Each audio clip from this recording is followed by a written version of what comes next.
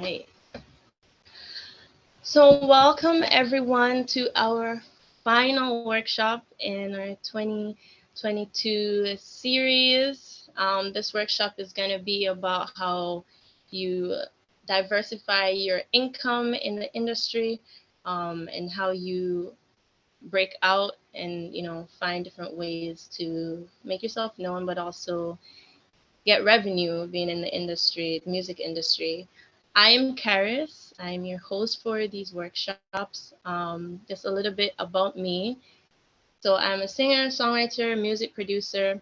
Um, like I always say, started out on the creative side of things, just mixing my little beats in my room, singing, performing for family and friends. And then in an interest to kind of take that to a more professional level, I went and studied music management at Harris Institute in Toronto.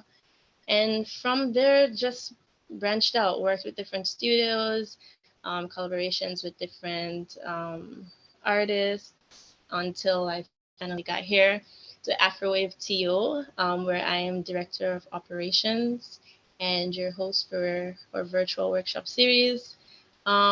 Just a little bit about Afrowaveto. If this is your first workshop, I'm glad that you could join on before the series ended. But we are an organization built on filling the void for artists within genres of reggae, dancehall, reggaeton, soca, all of those genres, Afrobeats that we kind of call culturally derived sound that are very dependent on culture. Um, and just kind of providing resources and access to information, um, a platform to perform for these artists, because we saw that there was a bit of a lack in terms of that kind of accessibility for artists in those genres. So everything that we do is built around developing artists and kind of helping them to get to the next step in their career. And that's why today we have with us Lo or Lakita, J Best, and OTR to just kind of come and talk about how they got started and how they ended up where they are today with many different titles to their names. I'm going to give them a chance to introduce themselves. Ladies first, Lakita, do you want to go ahead and just kind of Yeah, for let us sure. know a little bit about you? Yes, for sure. So my name's Lokita. I am a rapper, singer, songwriter, producer, and I DJ too, but just in my room. Um, yeah. So how I got started in the industry, I've been in entertainment since I was 5. I started off as like an actress, so I was doing acting, mostly background work, in Calgary. And then at like 15, I didn't want to do it anymore. Got into poetry, and then that got me into rapping. But I didn't start taking it seriously till I was 21. So when I moved to Vancouver, I was like, let's do this. And so ever since then, I've just been grinding. Started producing my own stuff about 2 years ago. Yeah, just been kind of growing from there. Got into acting, back into acting during COVID. So I've done things like Nancy Drew, Fort Salem, just random things. Also do narration for like Netflix and Google. So anytime you hear like closed caption things like that, that's me. So I did Travis Scott, Beyonce documentary, bunch of movies, just random things like that. Yeah, so I do a lot of things. I also work at like a Trinidadian restaurant because you have to hustle out here in Vancouver because it's really expensive, the same as in Toronto. So just wear a lot of hats in that sense. So. Thank you. OTR? Hey, what's up? I'm OTR, DJ, engineer, producer, DJ first. I'd say engineer, production came second just by my surrounding, and then went into engineering. Um, I guess, yeah, we're just introducing ourselves, right? Yeah, Yes, so yes. that's pretty much me. I've been doing this for professionally, I would say, like maybe 7 years. Um, Mhm. I went to school. It's been like 9 years since I've been to school. And DJing was something that I was doing like in high school. So all of it kind of ties into each other from some time. Awesome. Thank you. And Jordan, last but not least, What's up, J everyone? My Best. name is Jordan, or you can call me J Best, J, whatever that is my last name. So I'll go by that. Um, yeah, man, I'm a producer first, I'd say, an artist and a writer as well. Got into production back in the MPC days, on a drum machine and sampling old jazz records and that kind of thing. I fell in love with hip hop as a teenager, and was went through different variations of like finding my passion. Started with DJing and rhyming, and then really fell in love with production when I was introduced to Fruity Loops, like the original Fruity Loops back in the day. And yeah, wanted to take it serious. I met someone in the neighborhood that actually my mom is like a friend of an acquaintance of my parents, and he was a big producer coming to Toronto from England. He did Desiree's big hit album, "You Gotta Be," um, and I was looking at Trebas, Harris, and the CBC music school, and I had to decide. I had already decided music is going to be my future. Do I go to a school, or see what this guy is all about? He had offered, showing me the ropes, and we ended up really hitting it off. I stayed with him for over 6 years. He had a studio and a school, and I just learned under his wing. Ended up teaching at his school, teaching vocals, teaching production, engineering. We did shows with the students. It was kind of like it's hard to explain. It's kind of like a school of rock college kind of thing. So private college for aspiring artists and producers. And then from there, we parted ways, but I had the skills to go on myself. I was in Toronto at the time. I was in the Philippines with him, producing some artists over there. And when we amicably split, came back to Toronto and just been grinding ever since 2015. So that's when I've been, making my way, just networking like crazy. It's really can be really frustrating. A lot of unanswered emails, a lot of follow-ups, but at the end of the day, it's a small circle. Once you find the right contacts, and you just keep at it, and you got to have something to show once you get a response. So in the meantime, I'm just constantly making music, whether it be for myself, always trying to work with other artists, and just building a portfolio.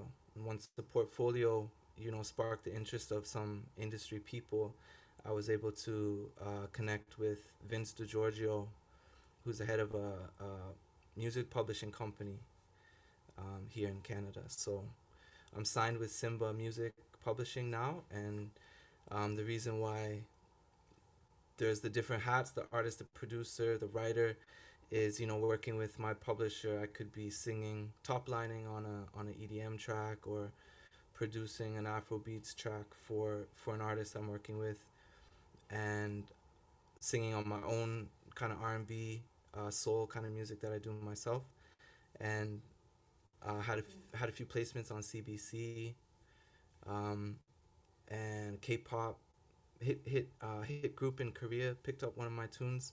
But it's been really a blessing to finally connect with my publishing company through the years of hard work and just determination, man. And I'm here now, still figuring it out as I go. But you look back and it's like you're further along every year, every 6 months, every 3 months. You see the progress, and it's slow, but you keep going. And still here trying to climb higher. Trying to still network, still connect, still practice, still working on my craft. So yeah, Mhm. it's Amazing. a long Thank journey, you. but it's all our passion, right? So Thank you. Just before we actually get into like questions and get to know a little bit more about our panelists, the Q&A section, there's a specific Q&A section if you haven't joined onto our workshop before. So if you do have a question, please do send it to the Q&A. questions for our attendees, and that kind of helps me to see your question quicker. And we will get to it. We do have a section after the discussion to address questions. If you send it in the chat, sometimes it kind of gets lost. So please use that Q&A section. Also, I know that we did promote that Silver Stone was going to be with us. We were really looking forward to having him as part of the panel. But last minute he wasn't able to make it. Like I said to the panelists, we'll still have fun. They all have amazing stories that I'm sure there's some great gems in there. And we can't wait to hear them. So just as an update, everyone else, I can kind of say that at the beginning. So just to inform everyone. But jumping right into it, you guys kind of told us a little bit about how you got into music. But I kind of want to know what sparked you branching out into other areas. For you, Lord, somewhat a totally other industry with acting, and was that a natural transition? So I don't know, Lo, if you want to kind of go ahead and talk to us about how you ended up branching out. Yeah, for me, it was super easy because I had done acting before. Like my mom growing up, she had us in everything from dance to acting to like sports. Like I played netball and basketball growing up. Um, so I've always been around a lot of things and I volunteered a lot too as well. So my networking and all that stuff plays a part into why I have so many hats all the time. Um, but yeah, how I got back into acting because I had stopped for so long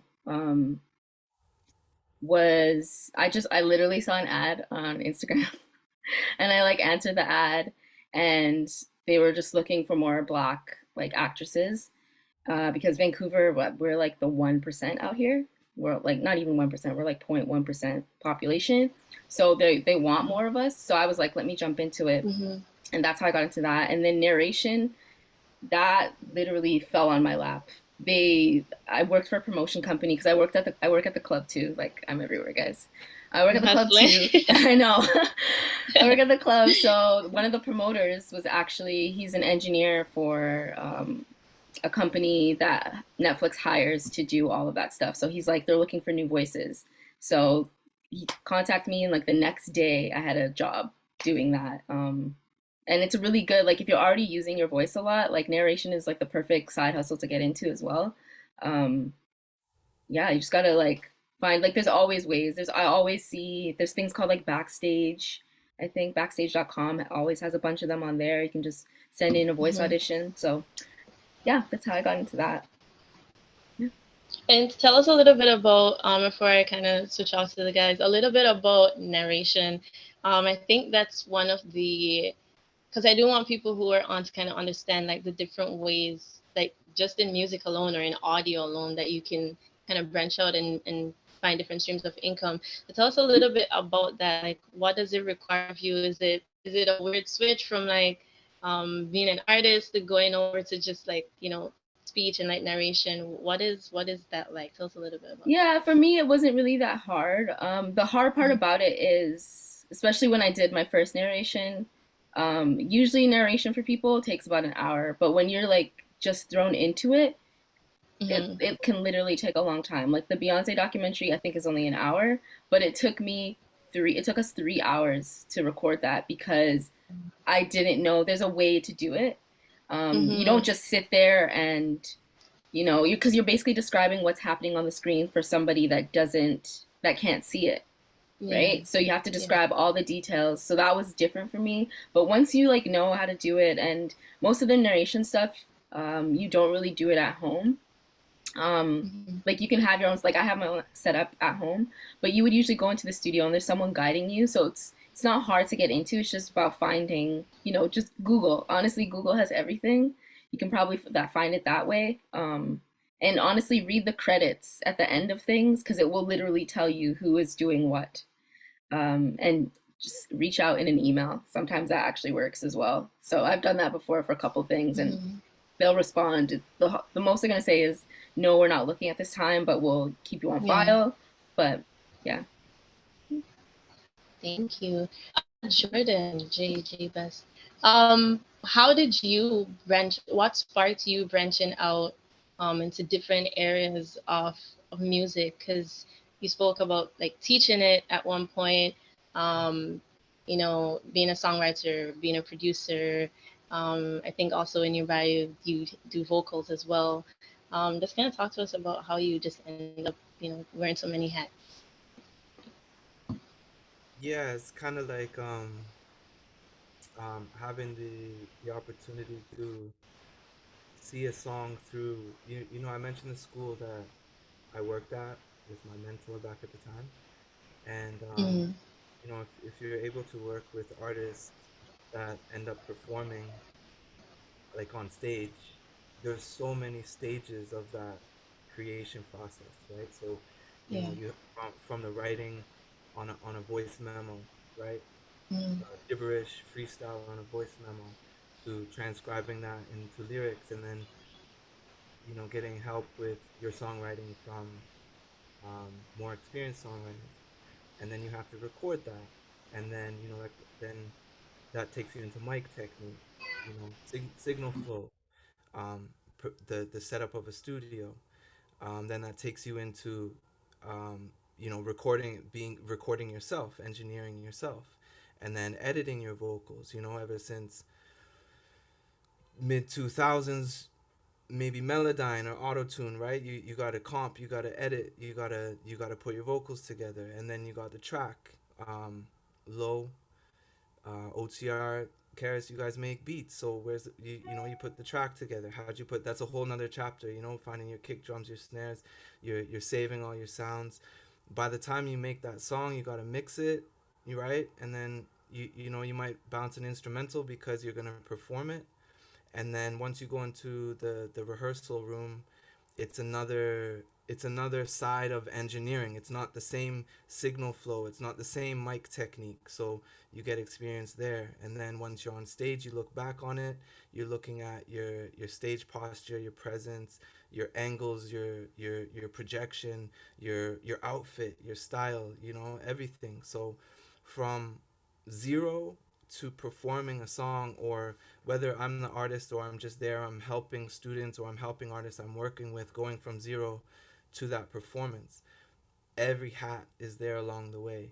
And just throughout the years, I've taken time to really dive into each aspect, whether it's the vocals, the editing, the recording, the production, the mixing, whatever it is. So that's just kind of it's like being responsible or having your hand in every step along the way and doing it over and over countless times. You just end up becoming very competent at everything that's involved. And you can also help other people along the way. So that's where it comes in, teaching, or you could word it as management, or a producer. They're teachers in a way. They have eyes, they have opinions for everything I just mentioned, right? Vocals, style, mm, performance, all of that. So it's all in there. You take one song and dissect it, one song from zero to the stage, and dissect it. Every hat, every employment opportunity, every title is along the way, and you can fall in love with one or any of them, and just go deep, just dive and educate yourself. mm. Yeah. I think that's a great point because that also, Denise Dion, some of you may be familiar with her. She was on one of her workshops early in the series, and she kind of talked a lot about um, just like doing, like where she got to was just through doing it.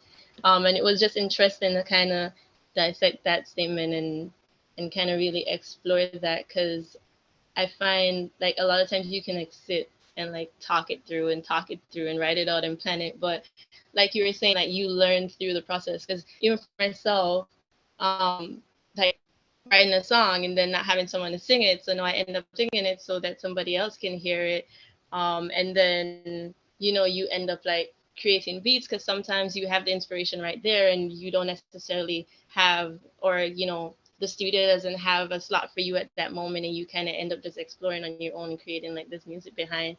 So I think that's a very interesting point that it's funny enough that it's being repeated now about just going out there and doing it, because I've never actually heard someone look at it from that perspective in terms of like getting into things just because you had to do it, and kind of create that space for yourself. OTR, I've seen you DJ. I've worked with you as a producer. I've seen a lot of your projects. What sparked you branching out from, like you said, starting with DJing, and now wearing so many different hats, working with so many different brands? How did that happen for you? Um, I mean, well, DJing was something that like I guess I don't know if it was just being Jamaican, but having Oh, having a Jamaican that background helped. and like Yeah. sound is a big thing for us, sound splash, Mhm. stuff like that. So growing up, I was around a lot of DJs or people who were in that. They were much older than me, but it was something that I was like growing up and seeing, and I was like starting to understand that like, oh, I want to do this. With production, that kind of just came along the way because of the circle that I was around. I had friends who were making music. They were like kind of like what you guys were saying. Like I had one friend, he was producing, writing, recording, mixing his own stuff, shooting his own videos. Um, my best friend's older brothers, they were recording their own stuff, mixing their own stuff, producing their own stuff. And so just being around that, I kind of just like, I guess kind of, you know, became a part of that. And Yeah. as well as just like I found that when I was listening to music, Lil Wayne, who was like a big, who was the GOAT at the time, and he's still GOAT, but at the time when I was growing up, it was like to me and my friends, like we were like, okay, who's gonna find the newest Lil Wayne song? But then when it came to Mm. finding the newest song, they would be like remembering the lyrics, and I would just remember how the beat went. So that's kind of where production came in for me, because then I understood formatting music in that sense and like making beats. So when I started making beats, it was a little bit more. It was easy for me to understand on how things work. Obviously, they weren't good, but just like the format of just like how beats work, that was like something that always clicked for me. And then engineering was just really like OTR was originally a group. So and we're all still good. There's no beef. Like they're all still my best friends. I'm just the only one that actually like stayed committed to it. But it was two artists, one like photographer, videographer, and then there was me who was like doing DJing production. And I was like, I want to learn how to, you know, do more than just this. So I ended up going to school, and that's where I got introduced to like the real world of engineering. Um, and through school, when you pay for school, and for the most part, not all schools give you the actual knowledge that you personally want or that you went there for. So through that, once I was done school, I felt like, okay, well, I just paid this amount of money to go to school, and I still don't really know how to engineer a song or mix a song Mhm. or properly record somebody. So that just kind of Mhm. just gave me the hunger to really figure it out. Um, and then yeah, I would say just from there, it was just like never really giving up. You know what I mean? Like Yeah. being hungry to figure it out. So it's like I end up going to school. After school, I moved back home, Mhm. had a little studio, makeshift studio in my room that I started working with like local artists and stuff like that. And then from there, it was like I went to a studio that I started working at and started learning a little bit more. I really kind of just got tossed into sessions. Yeah. And that was a blessing and a curse, because when you get tossed into something without really understanding, if you figure it out, if it's working a certain way for you, you're probably not going to try to figure it every single other way. Like you're just going to stick to what Mhm. you know. Stick with what you But know. Yeah. the issue with that is that when you got to go in different rooms or in different situations, that's not always going to work. Mhm. And then so that also made me even more hungry to like figure it out, and then also just I guess having a certain taste for certain things. It's like hearing songs and then hearing your song, and it's like, oh, like it's not there yet. So it's constantly trying Yeah. to figure that out. How is it there? Um, and then from that, I always knew about the remix project, which was the reason why ended up coming back to Toronto. So I applied for the remix project. I got in there, and by then I already had some pretty much like knowledge in the sense of just like making music, being in the studio, producing songs, like working with artists overall. And so coming into the remix project, it was really a big networking situation for me, where now I was surrounded by a bunch of like-minded people like myself, and we're all kind of had similar goals. So it's like now I'm meeting more producers, I'm meeting more artists, I'm meeting more engineers, and all these different career paths within the industry. Um, and for me, I think I'm always, I personally do want to try to do my best with everything that I do. So it's like, I'm going to try to figure out how to produce a record myself or like with people in the room. I'm going to try to figure out how to engineer, to get to a certain level. And I think as I continued to keep doing that, more doors just kept opening up. And, word of mouth is a really big thing. So it's like, if you do good work, people are going to keep you in mind, or they're going to just want to hit you up to work with you regardless. So I feel like that's just kind of just a constant thing for me, where it's just like, the word of mouth happens. Someone says, oh, something about OTR, or I have friends who I work with, and then people see that. So I would say that's really like, for me, that's really the way I would say my path worked out. And um, I don't think, I think over the time, as I'm getting older, I'm starting to take steps a little, take certain steps back from certain things, where like I know DJing is like my passion. I could kind Mhm. of do it with my eyes closed. Yeah. Internally, I'm still trying to become the best engineer I could be. And with Mhm. production, at this moment, I really only like to produce when I'm with an artist in the room. I don't really enjoy making beats at home anymore. I think that was part of like the hunger in figuring Yeah. things out. I was at home just making beats. And now I don't really enjoy that process anymore. I like to actually be in the room with people. But even that Yeah. challenges me a lot more, because you're you're on the clock, like you're working with people Yeah. behind you. Yeah. So it's like you're trying to do your best work Yeah. within the studio session or whatever. So Yeah. yeah, I mean that's pretty much it for me. Like, it's, I would say, word of mouth and just doing good work. I like that you brought up the word of mouth thing. Because funny enough, that's kind of how you guys ended up as panelists. Because Lo was actually recommended to us by Advance, and then you and Jay have met with and networked with in the past.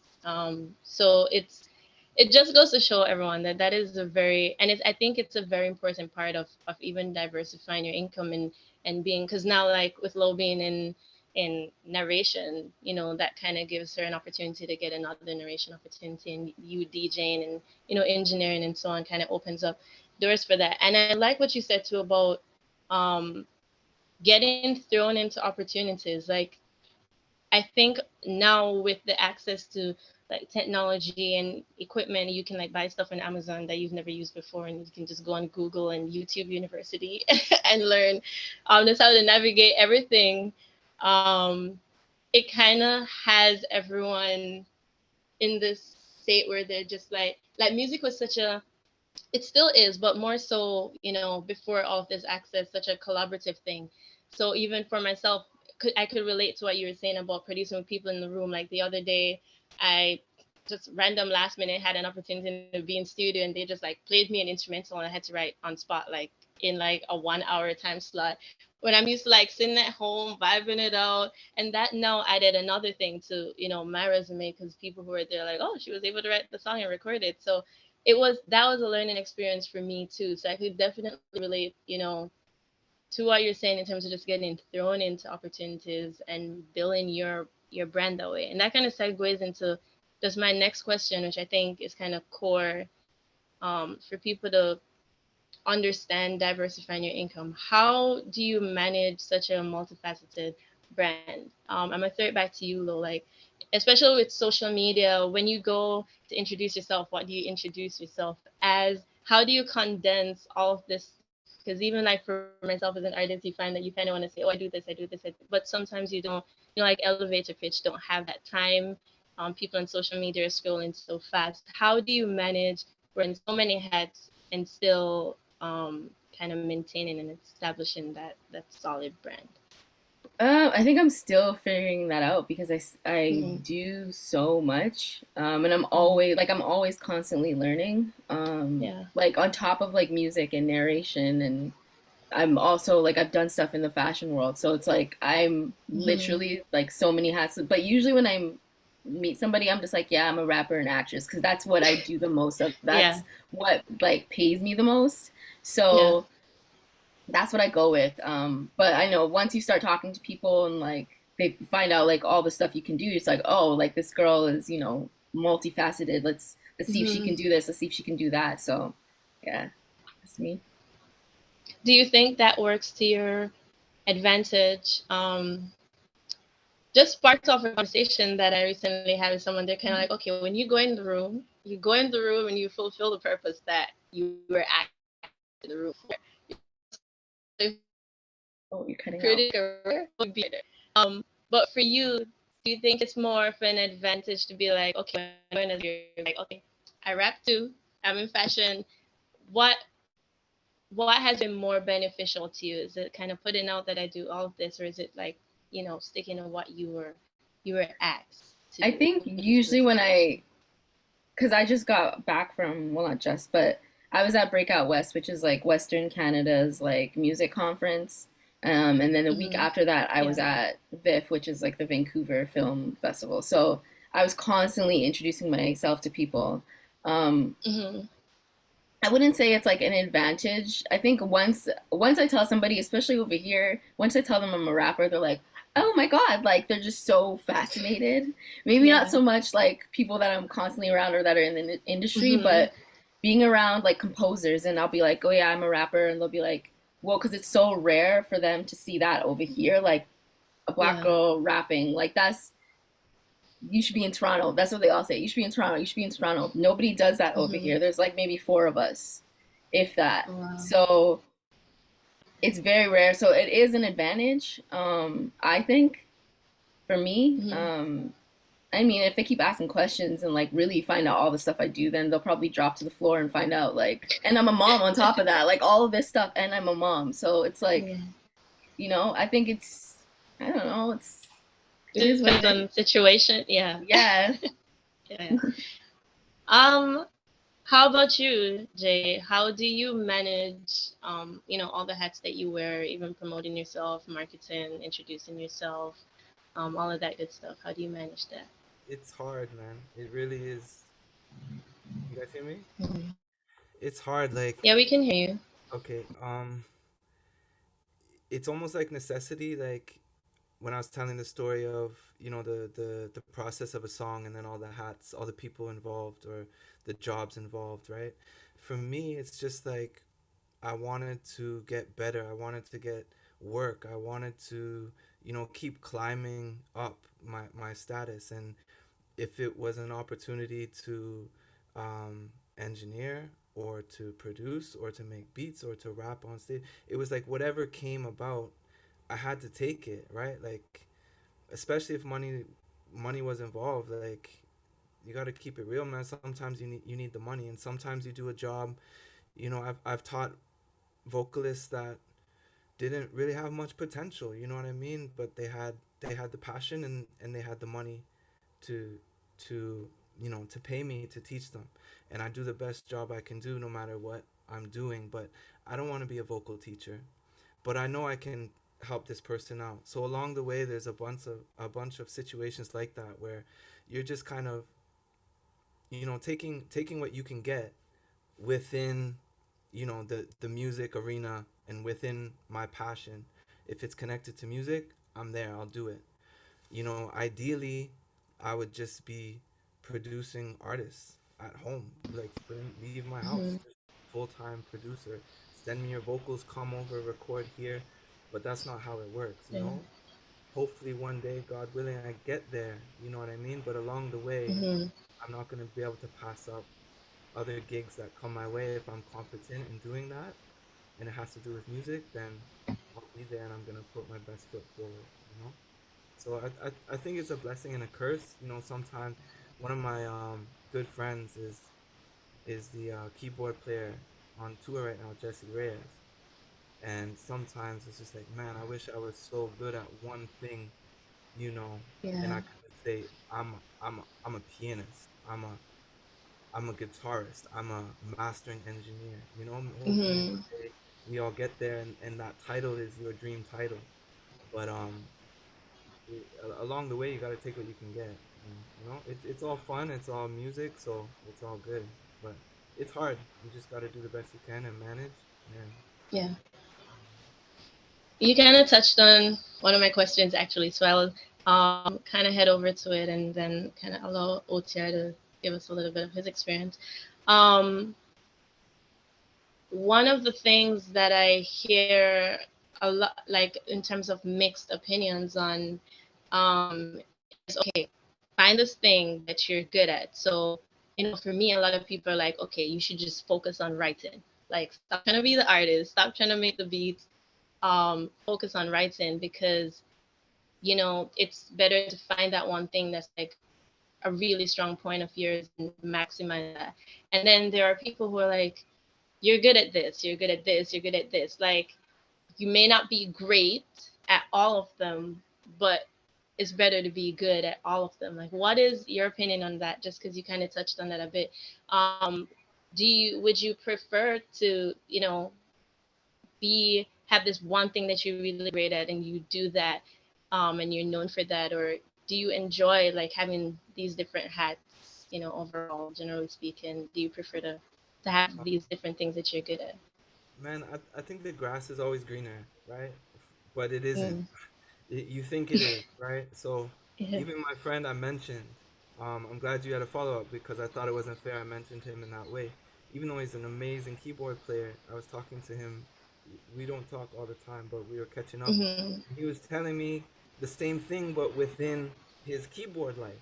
So he's like, I'm not Yeah. on tour now. I'm getting these jobs, these random gigs. They're all like keyboard gigs, obviously. But even Mhm. with his keyboard circle, he's wearing different hats. He's not just touring all the time with one artist. So, Yeah. as a full-time musician and as someone who can call himself a pianist, he's still hustling inside of that pianist world, Mhm. right? So the grass isn't always greener. It would, I mean, uh, conceptually, like I said, it would be awesome to just wear one hat as a Yeah. hit record producer. But even Yeah. hit record producers, we like name any hit record producer that you guys know, whether it's Timbaland, Hit Boy, Khaled. They're on Instagram doing a million other things too, right? Very true. So Yeah. whether it be business ventures or management or Mhm. whatever. So I think the multi hat thing is just it comes with the territory when you have the passion and Yeah. you're developing skills. You're gonna develop these different areas of expertise, and things are gonna come your Mhm. way at different times. And I don't think there's one right way or the other. Everyone has a different path. You know what I mean? I like that answer. Thank you. OTR, over to you. How do you Yeah. manage, these different hats that you wear, engineering, producing, DJing? What's that experience like for you? I'll actually touch on both of those questions, but I manage it honestly by being honest with myself. Mm.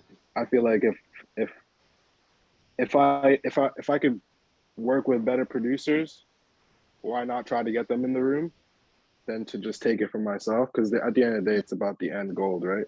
So it's for me, it's not always about the money, and if it is, then Mhm. if then I'm going to choose what I know I'm good at for the money. So it's like I know I'm a good at mixing engineer, so I might not love the song, but I need the money, so I'll do that. Yeah. And that's kind of how I've always balanced it. With DJing, it's like my first love, so that's something that I'm always ready to do. But when it comes to production, I'm a little bit more choosy about how I'm going to do it, when I'm going to do it, why I'm doing it. And Mhm.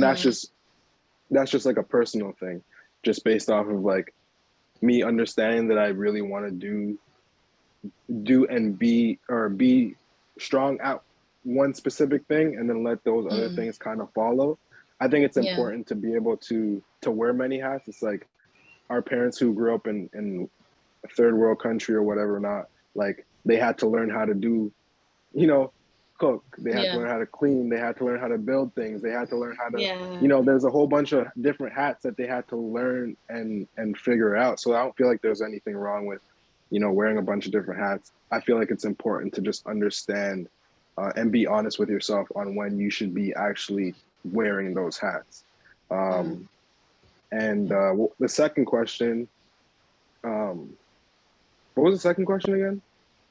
Oh, we were just kind of talking about like whether, and I think you kind of touched on it. It's, whether you would prefer to be really good at one thing and be known for that and kind of make your income from Right, that. right. Yeah. Yeah, so I do. Yeah, I think it's important to be really good at one thing. Like if you're just so at writing, so at producing, so at Mm-hmm. singing, then it's like you're just so, you know? Yeah, Like yeah. if you're really good at engineering, then that's where you shine in the room.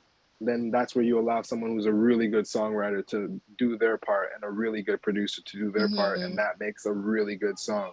You know, but if you're just kind of figuring it out or you're all right at it, then you're not going to Yeah. be able to give it your all or be the best at that specific thing. So I feel like there's a lot of times where it's more about just being honest with yourself and your craft and Mm-hmm. what you know you're good at versus just doing it for the sake of just doing it. And I think if you want to end up doing a bunch of things at a high rate, like excel at it really high, I think it's Yeah. important to really put in the time into all of those things so that when you are in Mm-hmm. those situations, it's not really like it's not really like a second guess. Because an example Yeah. for that is like, I've been asked plenty of times about doing live sound, and I've done live sound, but Mm-hmm. I'm not gonna take a gig to do live sound for Savannah Ray at her big opening Yeah. show. Yeah. You know, when I know I'm just figuring it out.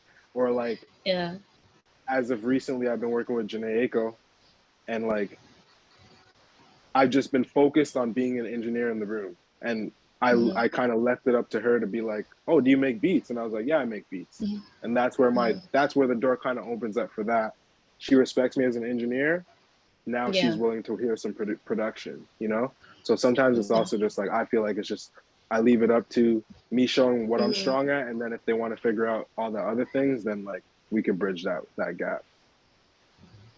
I think you kind of answered one of the questions earlier, which was a really good perspective on it too. In terms of like if you go into a room and you're like, okay, like I do all of this stuff, but I really appreciate that approach. And kind of going in and allowing it to be a natural thing. I think like that's a strong way to approach wearing so many different hats and knowing that, yeah, I'm good at this, I'm good at that, but that doesn't necessarily mean that it's my place in this particular situation. So I really appreciate that approach. We like money's in the title of this workshop basically. What are the benefits um for you wearing all these different hats outside of money? Like money is obviously, if you can monetize it, great. But like, what are some of the other benefits for you diversifying what you do in the industry? Lo, I don't know if you want to kind of jump on that. Yeah, for me, it's just being able to do something different every day. Mm-hmm. I can't work in an office. Like, I've tried Yeah. a millions of times. I can't do it. Um, so for me, like waking up and okay, tomorrow I'm going to the studio, but then the next day I'll be at like a regular job, and then Mm-hmm. I'll be doing something else the next day. Yeah, I just don't like to stay stagnant, and I'm a Gemini, so I'm like kind of all over the place. So it just fits me. It fits me perfectly. Um, Yeah. and I think it's just fun to like wake up and not know, like you know what you're doing that day, but not know what the day's gonna bring and what you're gonna create that day. Yeah. So that's why I like wearing different hats. Is there pressure for you to monetize all the things that you're good at? I know that sometimes as creatives we're like, okay, we can do this. Let me see if I can make some money from it. Is there Yeah. pressure for you? Yeah, no, You there's to yeah. definitely is. Like, this climate is not it. Like, I'm not about doing stuff for free anymore. And I've come to be like, the other Hmm. day, someone asked me to do a collab, and I like gave them a price, and they were just like, yeah, I can't do that. I'm like, cool. Like, I can't. I don't have Yeah. time to just like I'm not 15 Hmm. anymore. I'm not, I'm not even 20 anymore. Like I'm Hmm. older, so I need like I put in the work, so you need to pay me now. Like I'm Yeah. sorry, it is what it is. And if you don't see the value in that, that's your problem. But Hmm. here's my check. So that's how I I look at think it. it is.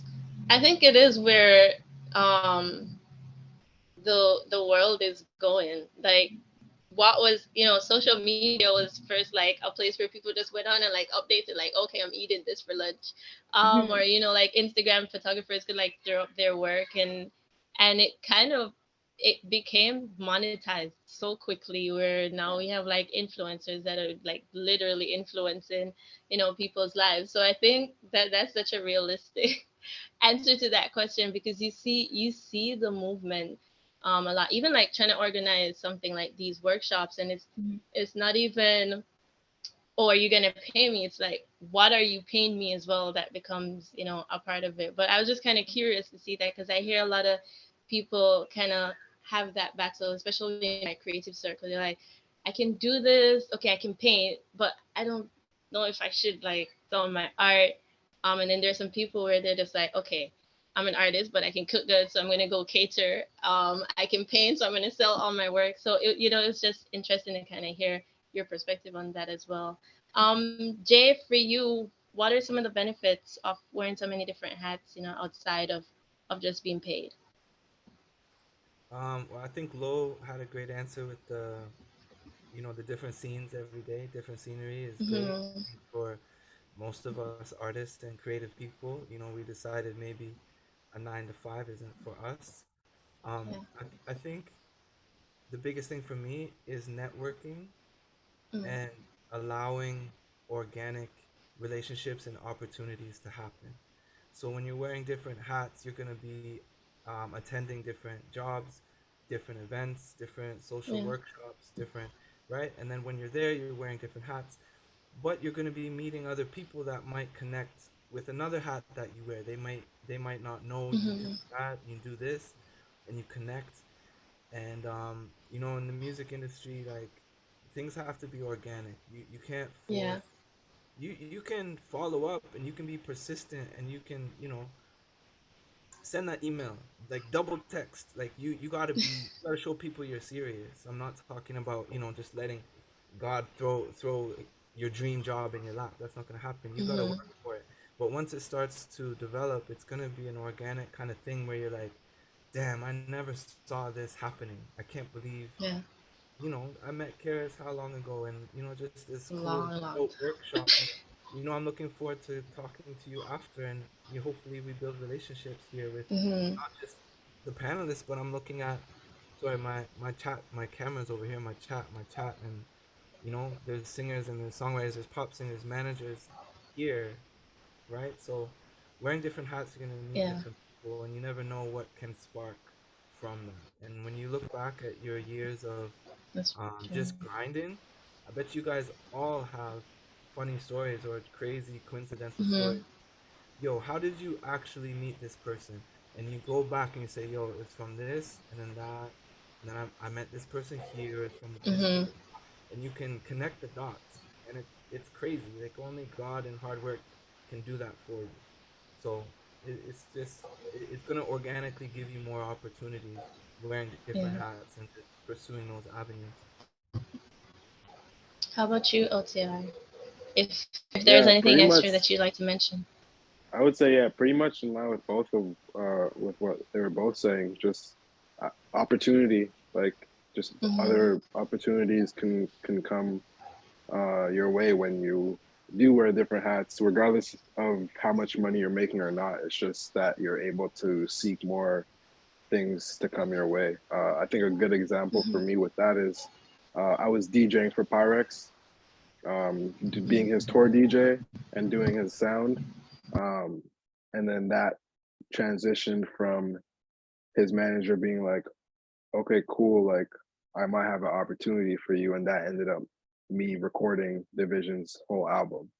So it was like I went from DJing for one artist to recording for a whole nother artist that was managed by the Yeah. same person, and that just comes from wearing a bunch of different hats and they rock with you. So they give you those opportunities. So my next question, and I think this one is less about the career, more personal. How do you deal with the burnout that comes with wearing so many different hats, constantly shifting, you know, where like, okay, I'm producer today, I'm engineer today, I'm doing narration today. Um, what are some of the things that you do just in your personal life that kind of help you to deal with the burnout that comes with that? Jay, I don't know if you want to kind of jump on that. We'll start with you first this time. Um, you you got to remember why you started. Like, for me, Mm, um, I always I always find myself getting bogged down and stressed out if I haven't discovered new music recently, if I haven't added to my playlist. fell in love with a new song. It doesn't have to be like a 2022 new song. It could be an old song that you discovered or something that's new to you. But Yeah. falling in love with music, all over again, and then even, that's listening to music as a fan, and then falling in love with your own passion. So, it starts to get bogged down, and I ask myself, like, yo, when's the last time you just made a beat? When's the last time you just freestyled? When's the last time you just picked up a guitar and sang your ass off and just, felt so good about it? And, for no reason other than, we love this and this is what we do. You know what I mean? So I think that's important. And then also just the balance of your personal life, like your time management. Um, like I said, for me, it's discovering music. It might also be exercise. Like, yo, when's the last time you went for a run? When's the last time you really sweat and like whatever it may be. I'm blessed with a beautiful son, so I have another huge inspiration, a huge love of my life that I can turn to for comfort and just like a nice break from it all. But yeah, I think getting back to why we love this and doing what you love to do for no other reason than because you love it. To me, that kind of resets things. How about you, OTR? I think what for me personally, it's honestly going back home for the most part, like going kick it with my parents and my Mm-hmm. friends and my girl. I think that's what really like keeps me grounded and reminds me of like because this industry is so fast paced and like Yes. everybody wants something, everybody needs things done. Um, but yeah, like kind of like what Jay said, it's just also remembering why you did this, but also remembering like I feel like for some people we get into this and you start getting to a certain level and then you feel like you're Mm-hmm. somebody and you can't operate the same anymore. It's like don't forget that Yeah. because we're all normal. We're all human. Like even the Yeah. biggest, even Jay-Z, Beyonce, like they're literally regular people when you think about it. Like Mm-hmm. they kick it with their friends like they're regular. So I think it's like just remembering that like yo, you have people out there that don't even care that you make music or that you Yeah. make X amount of dollars, like they just love you for you. And those are the people that, for me, that they keep me grounded. Yeah. How about you, Lo? Experience burning out. I'm like, experiencing burnout right now. Like this is literally the last thing that I'm doing. Or no, tomorrow's my last thing that I'm doing for the rest of the year because I have literally been going and going for the last 2 years Yeah. nonstop. And everyone's like, you Mm-hmm. need a break. I'm like, no, go, go, go, go, go. But I mean, I do get little breaks, but even like what OTR was saying about like going back home and like recharging, like last week I was back home. That to me, I was like, oh yeah, I'm gonna relax. Mm-mm. There was no time to Yeah. relax. Come here, Yeah. come here, come there. And I'm like, oh my gosh, guys, like I want to sit. But now I'm like realizing, okay, like I need to relax and just like take the time to, you know, be thankful. Like I can't even sit down and do that sometimes. So I really, I'm still struggling with that one. But I think now, like especially this week, I can kind of just relax and like take it all in and actually spend time with my friends, not talking about music and just regular life stuff. So yeah, that's what I'm at with that. Yeah. I think it's a learning process. Because Yeah, even for myself, went back to Canada to visit family, and like the whole time my brain was like, okay, I need to get back. I need to get back so I can like get to work, do this, do that. All of these things need to be done. So I think it is a learning process, and I guess the more that you do take on, the harder it is to kind of separate yourself from it, yeah. and really take some time. But hopefully you do get a break and get some chances to relax. Um, as we come down to just Q&A section, I want to ask everyone who does have a question to start sending it to the Q&A, just so that we can head straight into it. But I do want to ask just a bonus question to the panelists. I guess we'll start with you, OTR. What is your favorite part of what you do? Of all the hats that you wear, which one do you enjoy the most and why? It's a good question. Um, I think it's a toss up between DJing and engineering. Okay. Like I was saying earlier, like DJing is very like second nature to me. Like I Mm-hmm. I I haven't DJ'd in like 2.5 weeks, I think, and I have a residency that I do every Saturday. But I was away, so I'm gonna be DJing on Yeah. Saturday, and like all I'm pretty much gonna do is probably go online and download some new music, like whatever's come out since I haven't checked anything, and I'm just Yeah. gonna go to my gig because I don't need to practice or like that's like it doesn't Rehearsals. that Yeah. doesn't that part is just there for me. With engineering, what I love about it so much is that I'm still figuring it out. And it's like when you do something really good, you're really proud, right? So the goal is to kind of continue to do that. So when I'm in the studio, the goal is to like try to just do my best or make this song the best sounding that I possibly can. And that's not always going to happen. Like it's definitely not always going to happen. It's impossible. Um, but it's just the thought of just like being able to do this. Um, and then I think also with engineering, it's like the opportunities that come with it. With DJing, I'm cool with doing a bar. I'm cool with doing a wedding. I'm cool with doing whatever.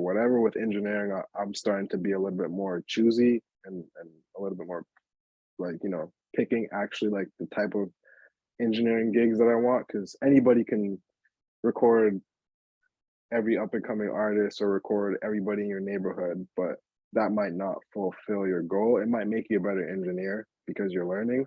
But I feel like I'm at the point where it's just like I'm actually trying to achieve certain things within the engineering world. So it's Yeah. like getting certain opportunities, being in certain rooms. I get a lot of joy from that because it's Mm-hmm. proving to me that I'm doing something right or doing something good. Yeah. So yeah, I would How say about honestly, it's you? a toss up between those two. Oh, okay, okay. Between DJing and engineering. How about you, Jay? What's your favorite part and why? My favorite part is production for sure. Just like, Mm-hmm. you know, usually a production is a bit of a, 3 steps forward, 2 steps backward process for me. Like, Yeah. once the song is written, um, I like what OTR said earlier about producing with the artist in the room. So I don't really make a lot of beats. I'm kind of involved in the writing process and kind of keep the track kind of bare until the song is written. And Yeah. then once I get the vocals in and the editing for the vocals can be grueling and getting all the vocals in place, and then I go in on the track. And once the track Mm-hmm. starts taking place and the vocals are already there, and you just, and sometimes you're building the track, and I'm like, man, I don't like this direction. That's the 2 steps back and 3 steps forward. And I'm always trying to reference in my head, like, what kind of record am I making? Sometimes you Mm-hmm. lose your way. And when you get that breakthrough and you're putting the pieces together, and you're like, man, this sounds amazing. Like, this is better than what I thought it could be. That Mm-hmm. feeling is just like, it just feeds my soul, it feeds my soul really. Like, Yeah. people think I'm crazy if Thank you. they saw me dancing to my own shit, just like, um Those are the best one. but yeah, just production, man, putting together Yeah. a track around the vocal and just knowing this sounds good, this really sounds good. Yeah. How about you, Lo?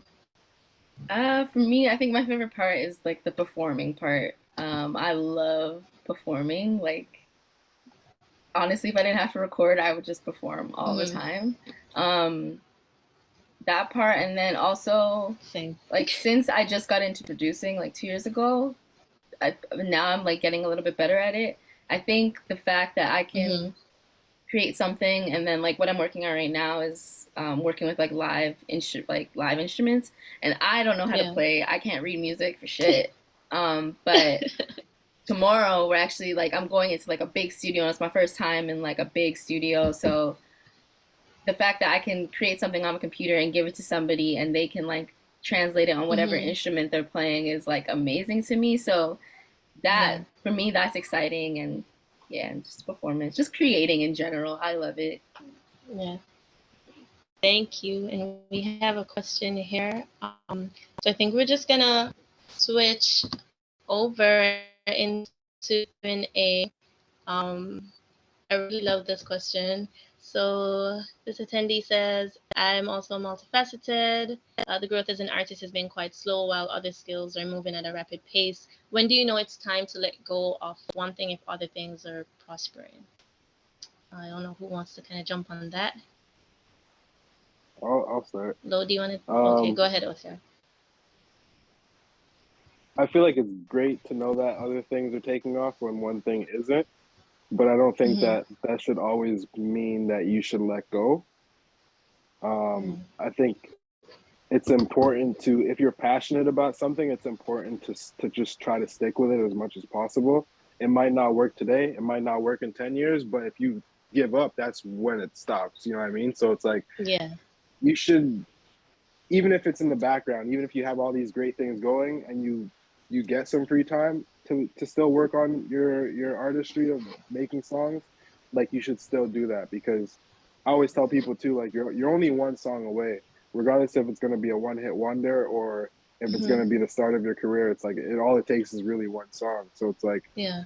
I think as those other things are happening, it's like you can, take them as they come, but don't forget, like Lois, like Jay was saying earlier, is like don't forget, why you started this. And if Mm-hmm. something like being an artist is what you're passionate about, and that's what you really want to do, continue to do all the other great things, but don't give up on being an artist as well. Like just continue like Yeah. tweaking it until the light shines, and then that's when the artistry will be able to take apart a life of its own, right? But I don't think you should ever really let go of one thing to do for the other, unless you really truly feel like you don't ever want to do this ever again. Then that's Yeah. fair. Anyone else want to kind of jump on That answering that? that's what I was gonna say. Actually, was um, OTR said unless you don't want to do it. The question is the artistry that's growing quite slow, is that is that what you want to do the most? If being an Mm-hmm. artist is what you want to do the most, then yeah, for sure what OTR said, don't let that go. The other things are opening opportunities, so you got to follow those paths.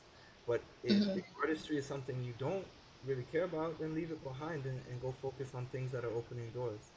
But if that artistry is something you want to see grow faster or keep up, don't give it up, and maybe go back to the drawing board and ask yourself, why is this area moving so slow? Maybe you need some help. Maybe reference. Go see your competition. What are your Yeah. weaknesses? Who can help you with your weaknesses? A writing coach, like collaborate with a better writer. Are you not a strong performer or singer or social media? Like what is it Mm-hmm. that's slowing that part down? And go study and go get that part up. Go get your skills up. Yeah. Yeah, I I think for me, agree. I agree with both of them. Like exactly what they're saying. Like unless you don't want to do that thing yeah. anymore, then don't ever stop doing it.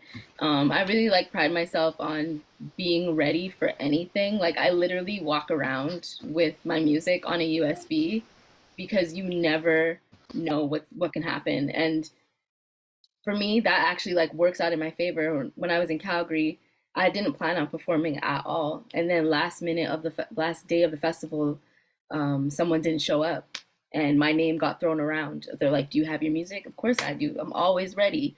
Like, so my thing is, don't ever stop doing something. Same with DJing. Like, I was at a party, and the DJ was like, "Yo, can you watch the decks for a sec?"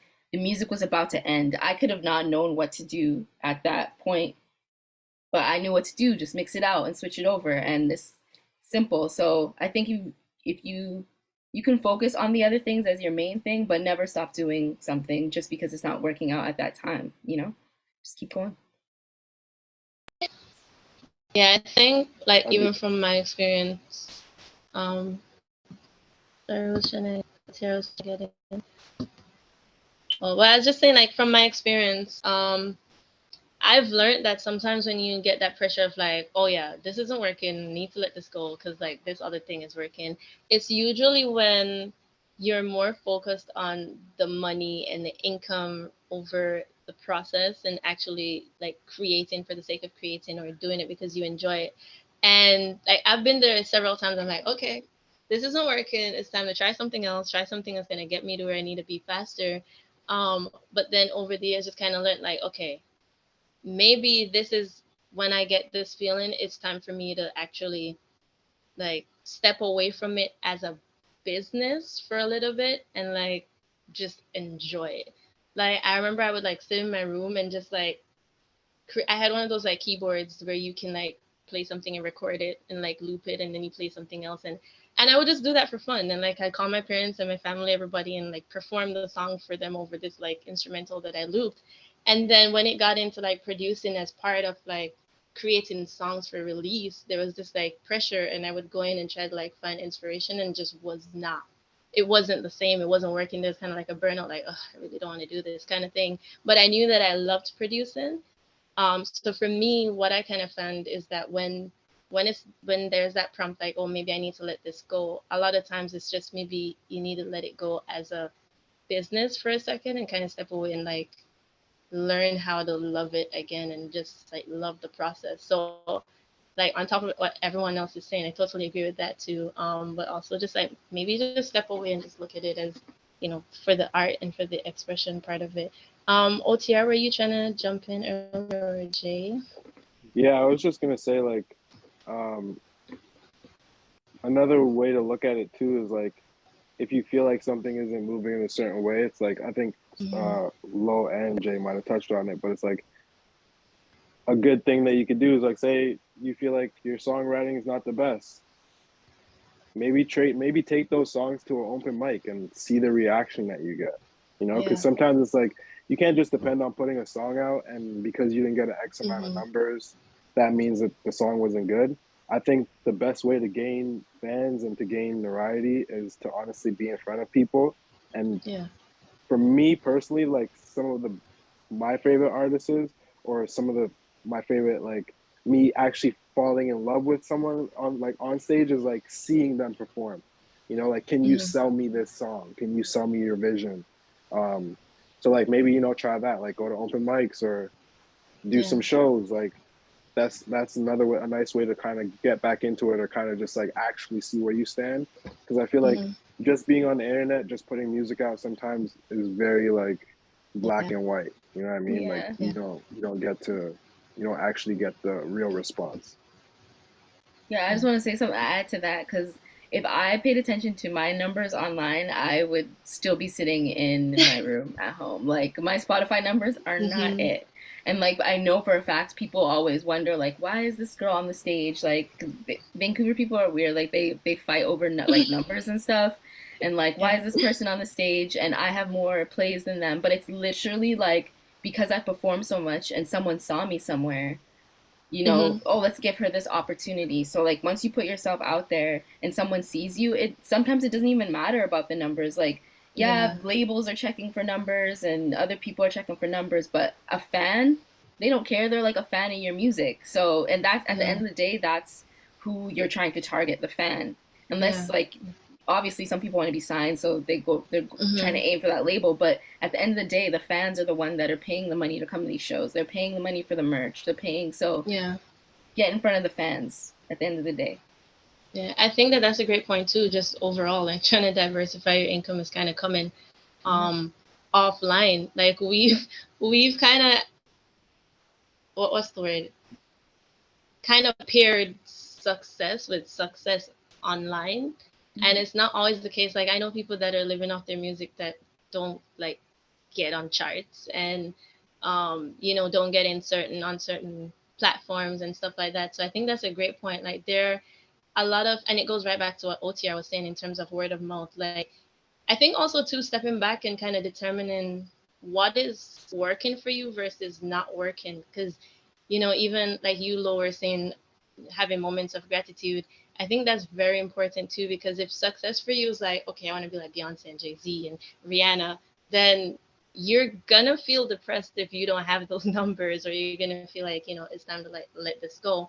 But maybe if you look back, maybe you were only getting, like one gig a couple years ago and now you're getting like 3 gigs in a month, like even if that's not on that like A-list celebrity level, it's still a jump from where you were. before. So I think too, like that's a great point. Like figuring out, um, what are the indicators of success for you, and also like what you can do offline, because a lot of time, like it's such a saturated market online, that you can always determine. You may be able to like make your rent and make your utilities and pay for all your kids' needs and all of that stuff with what you're doing, but your numbers online may not reflect that. So I think that that's a great point for you to bring up as well, though.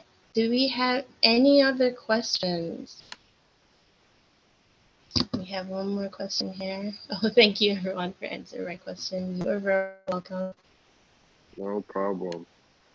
While we're waiting, go ahead, Otia. Oh no, I was just Oh, saying you're no saying problem. But I will touch on what you just said too, is because you brought up like Jay-Z, Beyonce, and yeah, understanding what success is for you. It's like when we get lost on the social media world, trying to compare ourselves yeah, to other people and to other things like that, we also have to be honest with ourselves and realize, like, are we working as mm-hmm. hard as these people? Like Yeah, an artist that's, for example, an artist that's on tour, a 30 day tour in 40 days, like they're only getting 10 days of rest, and out of those mm-hmm. 10 days they're probably traveling to another city. To So it's the like there's a next lot of hard location. work Yeah, that goes into that, as an engineer who's crunching down an album. It's like I didn't sleep last night actually because I'm literally working on an album. So like and we had to turn in things, you know what I mean? So it's like yeah, I sacrificed that just to get there. It's like sometimes we have to be honest with ourselves and be like, are we really ready to do that, or can we do that? mm-hmm. And it's funny that we're talking about this because there's a quote in front of me right now that I printed out from the book. It's like professionals stick to the schedule. Amateurs let life get in the way. Professionals know Mm, what's important to them and work towards it with purpose. Amateurs get pulled off course by the urgencies of life. So, understand like yeah, where you stand. Are you trying to be professional, or are you amateur still? And as professionals, it's mm-hmm. like a lot of them just kind of they go through everything, through all the Yeah, motions. They just keep going, and people break down. People have rough times. Sometimes things don't work, but you never give up. You know what I mean? You just keep going. So yeah, that's my little yeah. 2 cents to that. Thank you. That's actually a good quote to kind of just have in the back of your mind.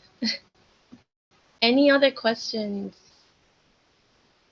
While we're waiting, just want to make sure we kind of get everyone's questions here. But while we're waiting, to the panelists, just let us know what you guys have coming up. OTR, we already had you on mic. Are there any upcoming projects that we can look forward to from you? Any new things in the works? Me? Yeah, go ahead. Oh, yeah. I mean, I'm fortunate enough. It's still a little unreal. I'm fortunate enough to be working with Janae Aiko right now. So I will definitely be a part of some of her new music. I don't know when it's coming out or anything like that, but that's definitely something that I'm looking forward to. Um, I work with this artist in Toronto. His name's Cavalli. Just finished his album. Um, and I think that's going to be a really good project body of work. Not because I'm a part of it, because he actually put in a lot of good work. He put in a lot of effort and time into this project, and it is really good. So I'm excited for when that comes out.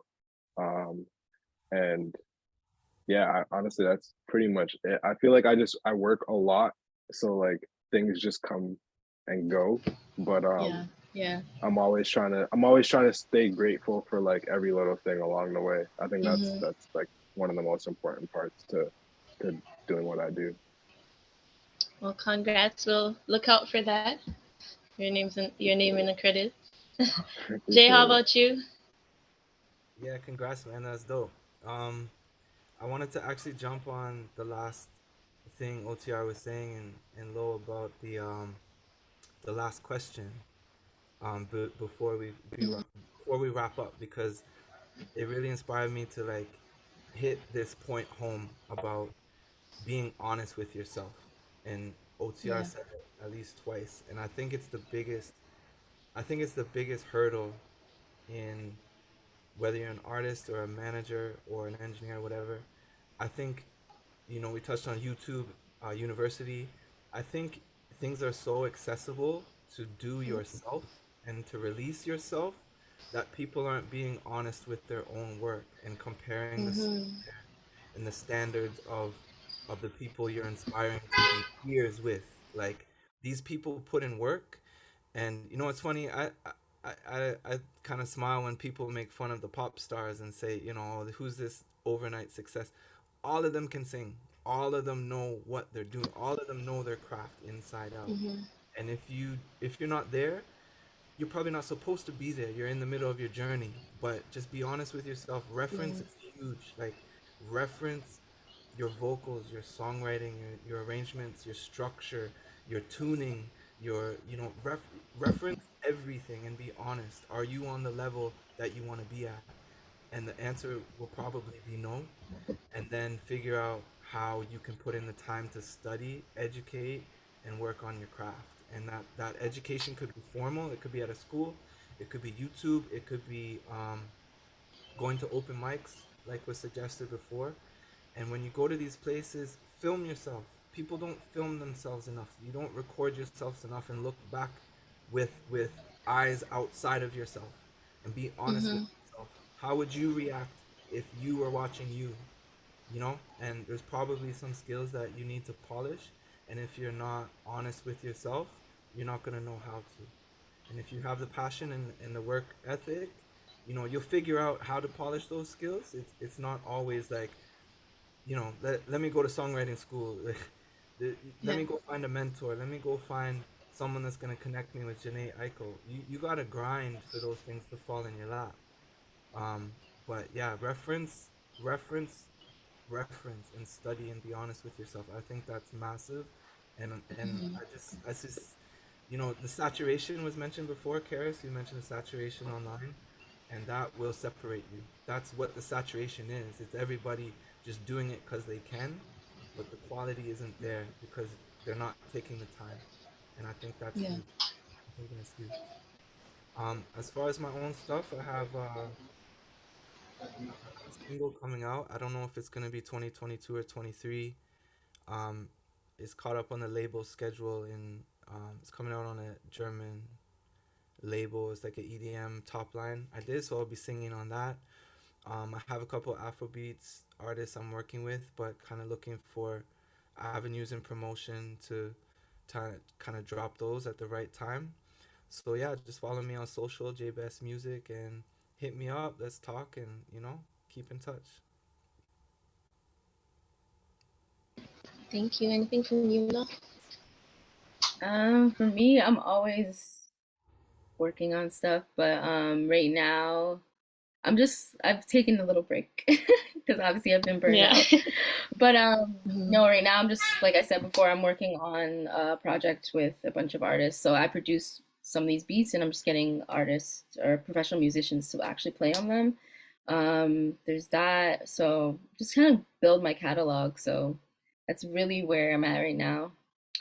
Just trying to find my voice in this world. I think that's a good place to be. It's one of those like places of clarity. Usually emerge feeling refreshed and ready to take it all on again. But I think that we have no more questions. And I think we could just wrap up now. We're coming towards the end.